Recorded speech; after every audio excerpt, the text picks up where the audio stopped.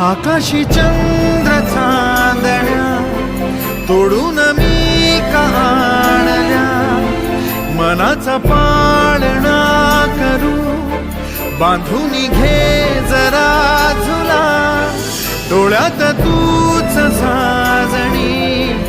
सुखाचा स्पर्श तू नवा, तुझ्या विना उरेन अर्थ जीवना, उजळे तुझ्या हसूने कणकण,